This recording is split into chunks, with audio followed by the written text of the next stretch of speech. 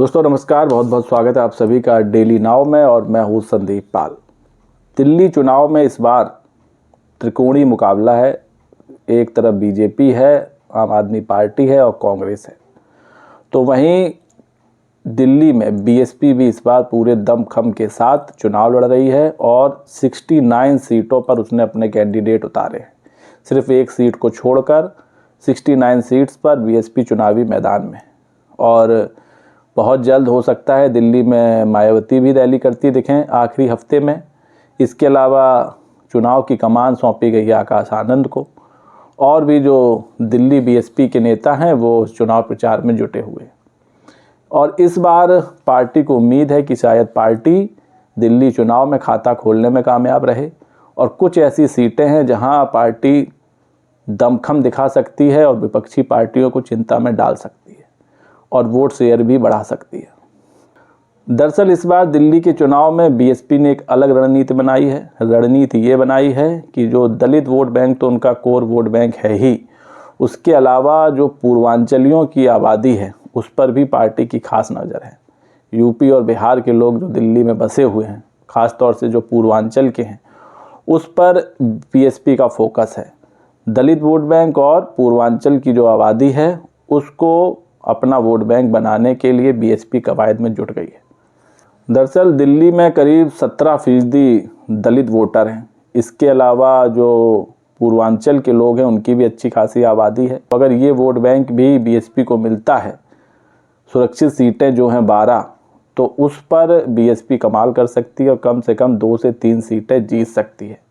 और अगर ऐसा होता है तो ये बीएसपी के लिए किसी संजीवनी से कम नहीं होगा, क्योंकि जो बीएसपी के हालात है वो किसी से छिपे नहीं हैं। लोकसभा चुनाव रहा हो, विधानसभा चुनाव रहा हो, अभी तक कहीं कोई खाता खुला नहीं। हालांकि बिहार में जो अभी एक उपचुनाव हुआ था उस पर बीएसपी के प्रत्याशी ने काफ़ी अच्छी फाइट दी थी और दूसरे नंबर पर रहे थे और जीतते जीतते रह गए थे। तो दिल्ली में इस बार पार्टी चाहती है कि खाता खुले और पार्टी अपने पुराने ट्रैक पर लौटे। दिल्ली में पूर्वी उत्तर प्रदेश, बिहार और झारखंड के जो वोटर्स की तादाद है वो 1/3 या करीब 30% से ज़्यादा हो चुकी है। और इसलिए इस बार दलितों और पूर्वांचली वोटर्स पर पार्टी का फोकस है और पुराने दिन वापस लाने की कोशिश की जा रही है। 2008 में जब यूपी में बीएसपी की सरकार थी तो दिल्ली चुनाव में बीएसपी ने शानदार प्रदर्शन किया था। 2 सीटें जीती थी, बदरपुर की सीट और गोकुलपुर की सीट, और 14% से ज़्यादा वोट शेयर भी था। लेकिन जब 2013 में आम आदमी पार्टी की एंट्री हुई तब से माहौल बदल गया और बीएसपी की तरह कांग्रेस का भी हाल हो गया। कांग्रेस 2013 में महज 5% वोट ला पाई, 2015 में 1% वोट ला पाई और 2020 में तो 1% से भी नीचे रह गई। तो आम आदमी पार्टी सबसे बड़ी चुनौती है सभी पार्टियों के लिए दिल्ली में। और वहीं हाल ही में जो अभी अरविंद केजरीवाल ने एक बयान दिया था जिस पर काफ़ी हो हल्ला भी हुआ था, उस पर भी मायावती ने प्रतिक्रिया दी है और इस तरह के बयान देने से सियासी पार्टियों को बचने की नसीहत दी है। दरअसल अरविंद केजरीवाल ने दिल्ली और बिहार से आने वाले लोगों को फर्जी बताया था, जिसके बाद खूब सियासत हुई थी। उन पर आरोप लगे थे कि उन्होंने यूपी और बिहार के लोगों का अपमान किया है, जिसके बाद मायावती ने कहा कि ऐसे बयानों को रोकने के लिए चुनाव आयोग को सख्त कार्रवाई की आवश्यकता है और राजनीतिक दलों को इससे बचना चाहिए। तो ये हमला मायावती ने अरविंद केजरीवाल पर बोला था। पूर्वांचल वोटर्स को लेकर बीएसपी कितनी गंभीर है इसका पता इस बात से भी चलता है कि इस बार उन्होंने अपनी रणनीति में बड़ा बदलाव किया है। और बीएसपी सुप्रीमो मायावती को लगता है कि अगर उन्होंने इस बार दलित और पूर्वांचली वोटर्स पर फोकस किया तो उनका पुराना जो जनाधार खोया हुआ था वो वापस आ सकता है।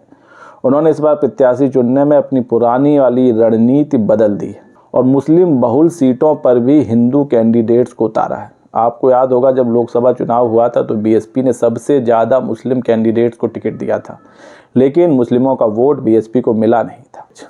और इसके बाद अब दिल्ली चुनाव में बीएसपी ने अपनी रणनीति को काफ़ी हद तक बदला है और इस बार मटिया महल की सीट हो, चांदनी चौक की सीट हो, बल्ली महारान की सीट हो, सीलमपुर हो, मुस्तफाबाद हो, ये सब ऐसी सीटें हैं जहां मुस्लिम आबादी काफ़ी है। उसके बावजूद उन्होंने हिंदू प्रत्याशियों को टिकट दिया है।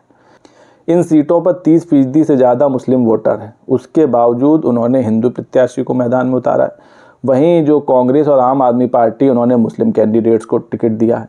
ऐसे में हिंदुओं पर दांव लगाकर अब मायावती ने बीजेपी की बी टीम होने के विरोधियों के आरोपों को भी जवाब देने की कोशिश की है, जो उन पर आरोप लगते हैं। खैर, उन आरोपों में तो कोई दम नहीं, वो पहले भी फेक साबित होते थे और इस बार भी फेक साबित होंगे। 2008 में जो 2 सीटें बीएसपी ने जीती थी, बदरपुर की और गोकलपुर की, उस पर एक बार फिर से बीएसपी ने कड़ी मेहनत की है और उसे उम्मीद है कि इन दोनों सीटों को फिर से वो हासिल करने में कामयाब रहेगी, क्योंकि इन सीटों पर पूर्वांचलियों की और दलित वोटर्स की ठीक ठाक आबादी है। और जो 2020 में भी चुनाव हुए थे, उसमें भी इन दोनों सीटों पर बीएसपी को बदरपुर में 5% से ज़्यादा वोट मिले थे और गोकलपुर में करीब 3% के लगभग वोट प्राप्त हुए थे। जो बीएसपी का ओवरऑल परफॉर्मेंस था, वो था 2020 में 0.74% वोट। उसके कंपैरिजन में ये बहुत अच्छा स्ट्राइक रेट था।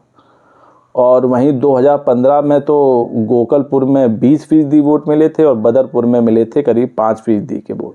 तो इन दोनों सीटों पर एक बार फिर से बीएसपी का पूरा जोर है, पूरी ताकत से यहाँ चुनाव लड़ रही है और उसको उम्मीद है कि अगर समीकरण फिट बैठते हैं तो इन दोनों सीटों पर 17 साल बाद एक बार फिर से बीएसपी जीतेगी।